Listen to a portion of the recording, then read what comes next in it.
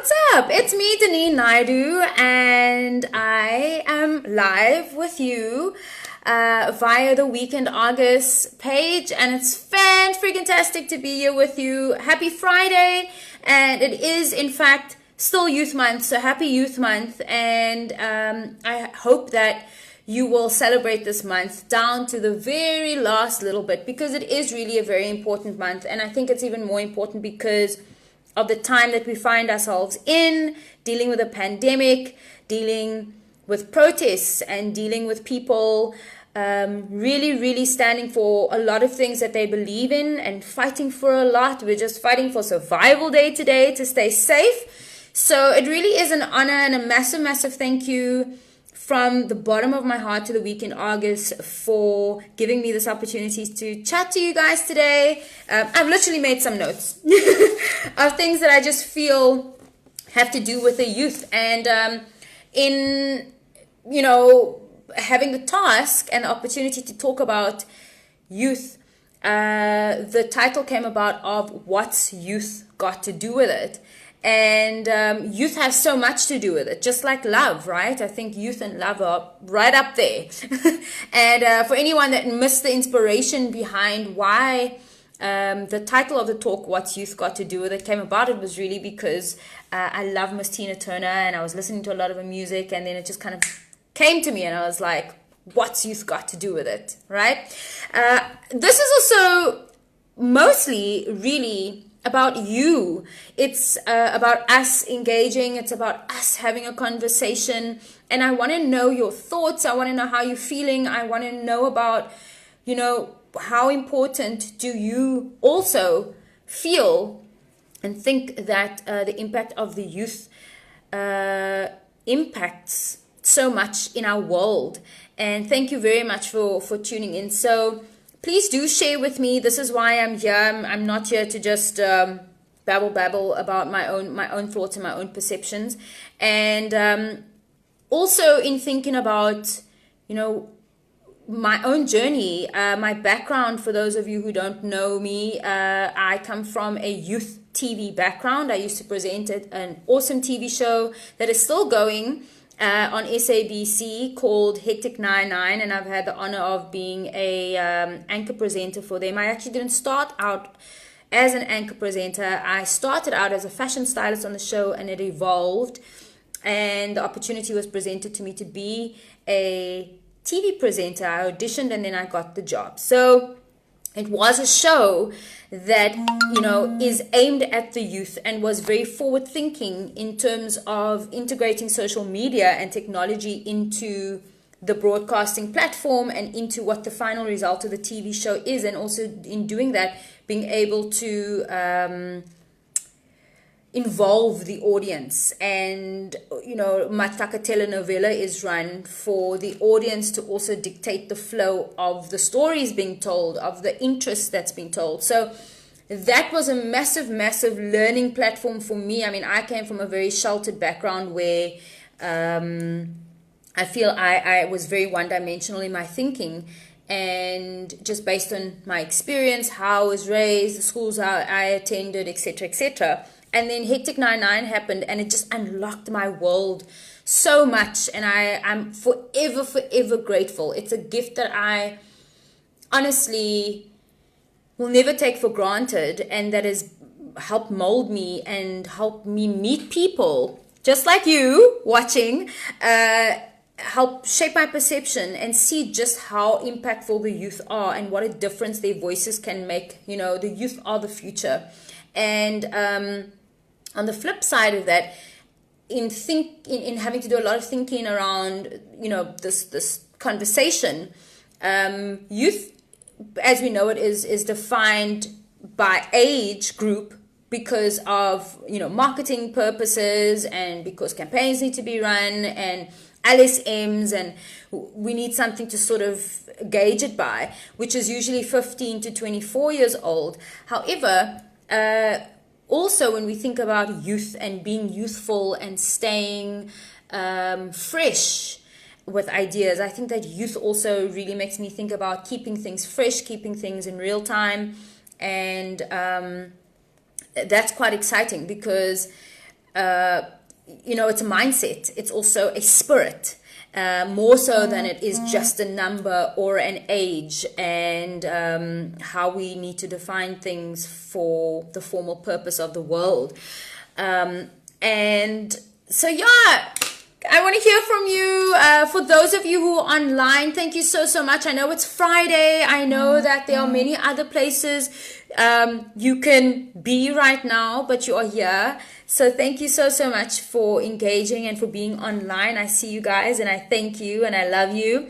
And as you can see, I'm wearing my South African flag on my chest. I'm wearing my heart on my chest and not on my sleeve today, just for you. And I also want to talk a little bit about, Black Lives Matter that's happening. No doubt that COVID is happening, will be happening for a very long time for us and globally. And also, engage with me around sexuality, about youth and sexuality, about youth and brands and influencers, because we're finding that a lot of the sophisticated brands are really tapping into what the power of the youth can bring. So we look at someone like a Nasty C, and we look at, for example, his relationship with Mercedes-Benz. I mean, who would have thought? Who would have thought that youth and someone so young can have a brand like Mercedes-Benz bow down and say, hey, we like what you're doing. We dig your music, we dig your style, we love your look, and we want part of it. So I think as many things always do as well, there's always two sides to it. There's always a positive and a somewhat negative side that comes out of anything. And there's two sides to a story, or sometimes even three. So with regards to brands and the youth, I think that is something that is still so much in flux, because we are also trying to find what is a happy medium, and making sure that people aren't sort of undervalued, and also that they are staying true to who they are, and the brand meeting them. So the brand meeting their youth, the brand meeting their style, the brand meeting their mindset. Because so often we would probably look at something, if we go back to this reference of the Nasty C and Mercedes-Benz partnership, maybe, that we think, oh, but Mercedes-Benz is so conservative, maybe, and they are for the older market, and my uncles and my grandpa or my dad drives a Mercedes-Benz, and so when a brand does tap into the youth, and a brand on a magnitude scale like that, it's really refreshing, because it shows just how forward thinking they are and how fresh they're willing to keep their own brand that could easily become stale if people at the top, or decision makers, aren't keeping their street smarts intact and aren't saying, but hey man, the youth is important, the youth have impact, what they have to say really changes the narrative on how cool we look. So I think that is such a big conversation, and probably one that can go on forever, and I don't want to take up too much time with that. Hey, the weekend August, yes, we would like to welcome you, and we'd like to thank you for being online and tuning in with us right now. And yes, you are live with me, Danine Naidoo, and I describe myself as an entertainment entrepreneur and a writer.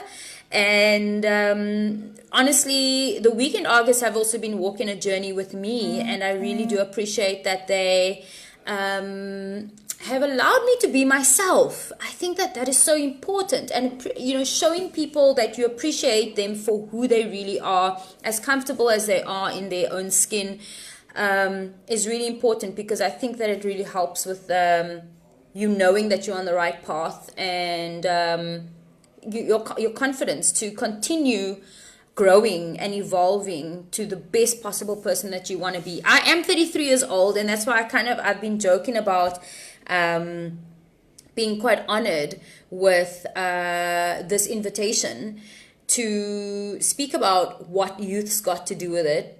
And I'm quite flattered, because I think along with the youth and the importance of what the youth can do and have done and will do is street smarts, and never really losing touch with what goes on the streets, and keeping your ear on the ground, and seeing what's cool out there and what young people's views are. And so yeah, at 33, I would like to believe that I am young at heart, and that I will continue to be young at heart, because it's an attitude and it's my interest. Of course, it's not everybody's interest, and we all have our place in the world, and we all have our function, and we all have the things that make us tick. But for me, really, the youth does keep me youthful, actually. I hope that in some way, I honestly feel like I don't do enough for my youth and the people around me in my community. And it's one of my biggest challenges for myself, and one of my biggest goals, that I do more, and that hopefully a platform like this will also help me engage with you and hear more about what it is that young people want to know about, and the things that they're struggling with as well. And because, another aspect of the youth is technology, and how technology really enables voices to be heard and people to be seen. And like anything, and going back to what I mentioned earlier about two sides, there's always a positive and a negative. If we abuse something, it can also sort of become a little bit dangerous. And I think that technology gives us the power to be responsible, gives us the power to also be irresponsible, which I had to learn the hard way, and is part of my story as well. And then I think there's the in-between, which is what everybody else expects you to do and how everybody else reacts. So there's possibly three sides to that technology versus the youth story. And I think we've got to be very careful and kind of ask ourselves a lot before we put stuff online, because now by this stage, Y2K happened, the turn into the year 2000, everybody was very scared about what technology is going to do and what's going to change, and are we going to wake up and our dates are going to be out of sync and we're going to be out of sync, and and then we kind of put ourselves through the paces with computers, cell phone, internet, fiber development. And the pace, I think what's really scary for the youth at this stage is that your school dynamic is changing, because you have influencers. So before, you had a human bully.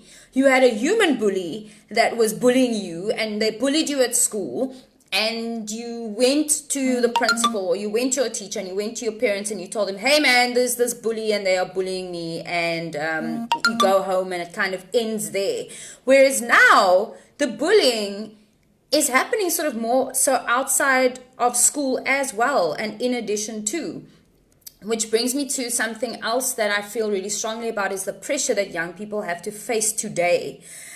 If I think about being in school with having a cell phone, with having internet, with having social media profiles, my account as an adult has been hacked into, and it was one of the most terrifying things and one of the most uncomfortable things to happen to me, because your identity and everything that you've built up can be spoiled by someone in a second. So the pressures that the youth face today is really, really hectic. And I think that it brings me back also to the fact that we always have control. You always have control when it comes to what you are putting out yourself. So the truth in, what you're putting out, that you want people to know about you, that you want to expose to the world. And you have to accept that the pace of news and the pace of backlash and the pace of how people keep record of what it is that you put out there is really, really hectic these days. And so the youth really do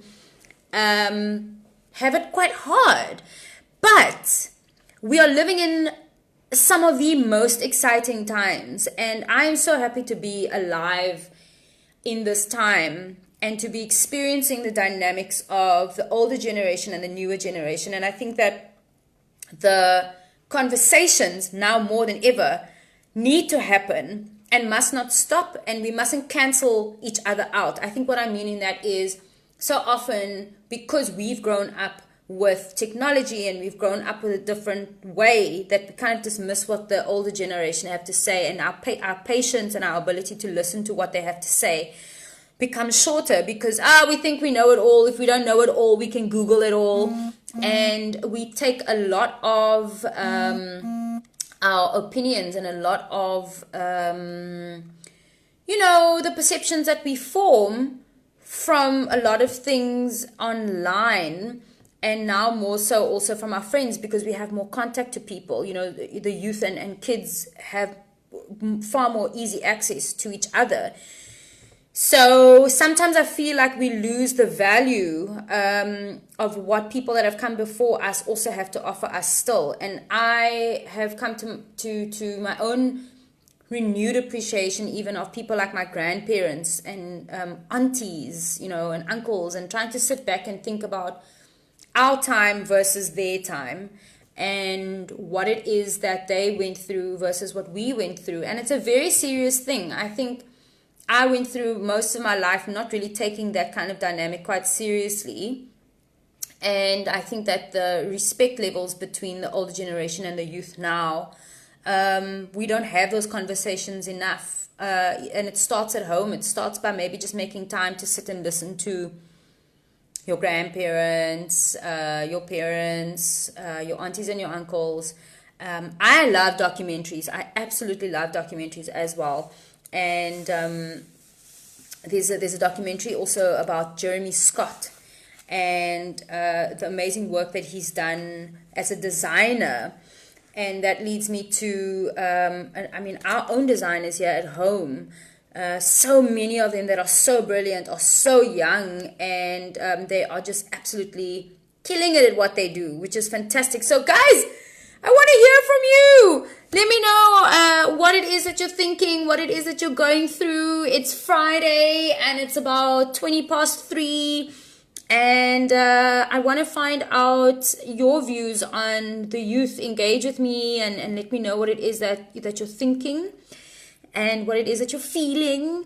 And I think also, you can be any youth in the world. But for me and for us right now, we are South African youth. And, being on a platform like the Weekend August, we are South African. And there's just so many beautiful things. We are such a melting pot. We are multifaceted. I even think about our humor. And the fact that in this time like COVID, I think laughter has kept us so youthful and has kept us going and our spirits alive. And it's so important to be able to sit back sometimes and laugh at ourselves, because there's so much that we have to deal with in life. And I think it's been pretty phenomenal how people have been supporting each other and keeping it light, keeping the spirits up. I want to just read something from the Weekend August here that says, we showed that we are united and that we, young people, are unstoppable. I absolutely love that. By Greta Thunberg. I'm gonna say that again. We show that we are united and that we, young people, are unstoppable, by Greta Thunberg. I love that. And yes, we are unstoppable. There is this energy that exists in youth and in that particular capsule of each youth and each generation, where we are unstoppable really now more than ever at the changes that we can make and at how we can be heard and at the tools that we have at our disposal. And I think that's so exciting and so powerful. And I really just hope that... Here's a topic, actually. This is so interesting. So now I wanted to share this, and I must admit I was very scared to open up this discussion on a public platform and even via my socials, because based on my own journey and, technology sort of invading my privacy at a stage in my life, I want to talk a little bit about the Netflix show Blood and Water, which largely depicts our youth and is a snapshot of a story molded around our youth in South Africa.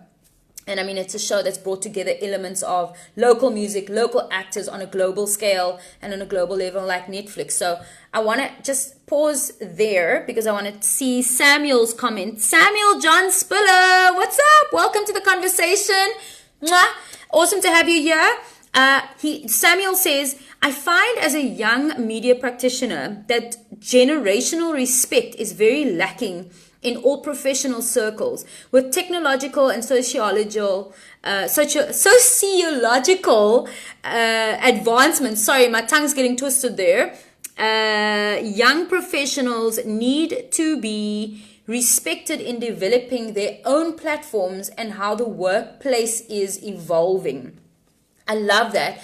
I think that is so, so true, Samuel. And it's such a great comment and such a lovely conversation starter, because yes, indeed, it is about the respect of the old generation and the new generation really, really making an effort to understand each other and to make peace with the fact that the world is evolving at the pace that it is evolving. Ati, hey, Ati Gudwana, how are you? Ati says, as a youth in South Africa, how do I use my voice? So I think that is a very, very cool question. Thank you so much, Ati, for engaging with us. Yeah, how do we use our voice? Well, how do we use our voice? I think for me, the first thing that comes to mind is technology, is our phones. I mean, we're consuming, we're catching on to how people in maybe like Tokyo, etc., have been consuming information and putting out information for many, many years, which is their phones. Their phones have been the first screen for a very long time. And our first screens largely have been our TVs and have been through maybe a laptop.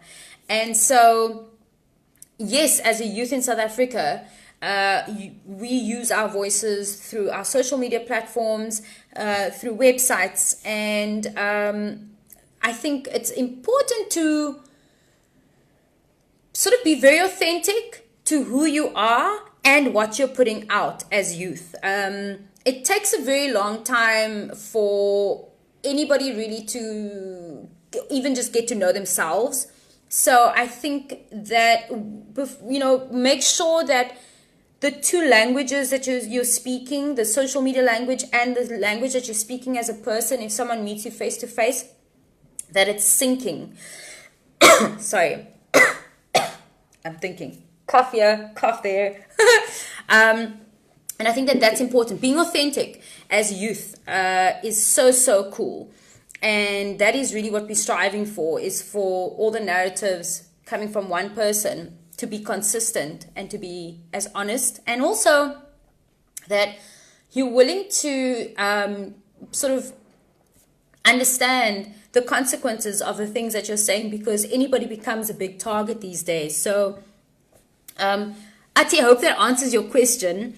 And I think consistency, authenticity, and knowing yourself is extremely, extremely important. So, yeah, those are our tools, our phones, our voices, our originality is of the utmost importance. And we as South Africans are these beautiful, beautiful beings. I was even thinking the other day, our humor, I can't think of anywhere else in the world where our humor is so well-rounded and almost full-bodied. I mean, we've got colored humor, we've got Afrikaans humor that we can all laugh at, we've got black humor, we've got,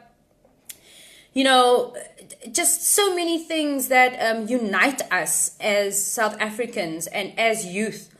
And we are just absolutely lucky that we live in the time that we live in, and that I hope we never stop appreciating what the people before us have contributed to the freedom that we have. And Samuel is engaging with us again. Samuel John Spiller, thank you so, so much. And to everyone else who's tuned in as well, thank you. I see you and I love you, and I'm so glad that you're spending your Friday afternoon with me and with us the week in August. Sorry. Samuel says, the youth can be its own enemy when forming its own identity. when you have social media icons practicing manufactured authenticity to reinforce a unsustainable and often unachievable lifestyle, and social standing. So let me just read that last sentence again. He says, practicing manufactured authenticity to reinforce an unsustainable and often unachievable lifestyle and social standing. Now, sorry, I've got a frog in my throat, guys. I do apologize. Samuel, I want to talk about that comment because it makes me think of Jamila taking a stand this week with regards to Kim Kardashian. I don't know if anybody really saw that, but I think what you're saying makes me think about that, where and there's many cases of it locally as well, and between our own youth and between our own icons, where, you know, yeah, there is this unrealistic expectation that's created, and that yes, youth can be their own worst enemy, because either they're putting out an unrealistic view, and again it goes back to that consistency between who you are as a person. If someone meets you face to face versus who it is that you are out on the Instagram streets, on the social media streets. And I think never neglecting to show the human side of who you are, and somehow let people know that that compassion does exist, because it's also very difficult to keep up a certain identity that is false and that isn't true to who you are. And so, yes, I agree with you there that is a massive sort of own worst enemy kind of scenario of, you know, just not being authentic and creating pressure. Again, back to the bullying, where, you know, cyberbullying plays into these things as well. And the competition that the youth face. And, you know, it's about the likes. It's about who's flashing the most. So, yes, these things can be abused. And it definitely goes back to that point of being responsible and being irresponsible with anything. You know, the youth have both the powers to really use and abuse what they have in this time. But we're hoping that they use it for good mostly. And I say I still feel part of the youth. I'll always feel part of the youth. And I hope we all never lose the inner child in us. I think that is another important aspect of this all, is never lose that silliness, and never lose an inquisitive spark, and your dreams. Dream big. Youth and dreams are so important.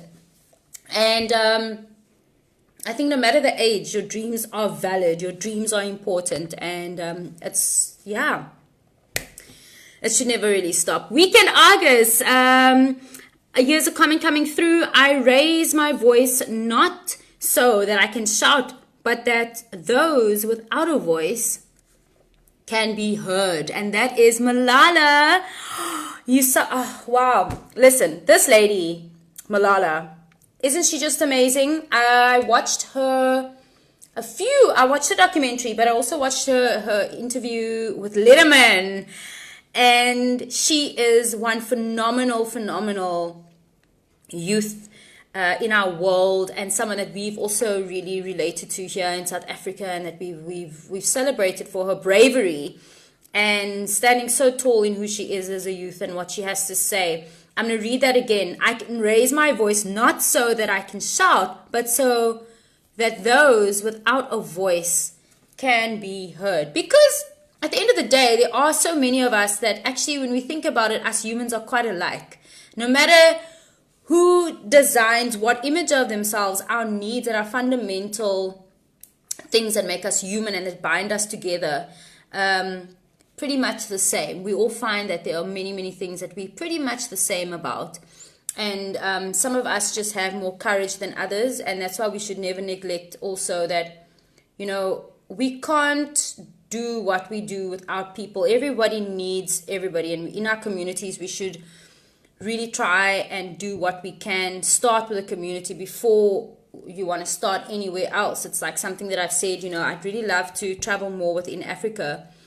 It's my goal. I don't know if it's going to be possible, but I'd like to travel more within South Africa and Africa before I travel abroad again, just because I'd like to know my own continent and what other youth on my continent are doing to change the world. It's one thing to see it on social media, but it's another thing really to know your own continent. And I think that in itself, traveling, wow, I really hope that the youth start investing in traveling a lot more. Maybe less turn-ups, more traveling. T for travel, T for no turn-ups. Well, not saying no turn-ups, but just maybe lessen the turn-ups and travel more so that you can just explore your mind, explore the minds of people living in another part of your continent a little bit more. So, guys, I am going to sign out.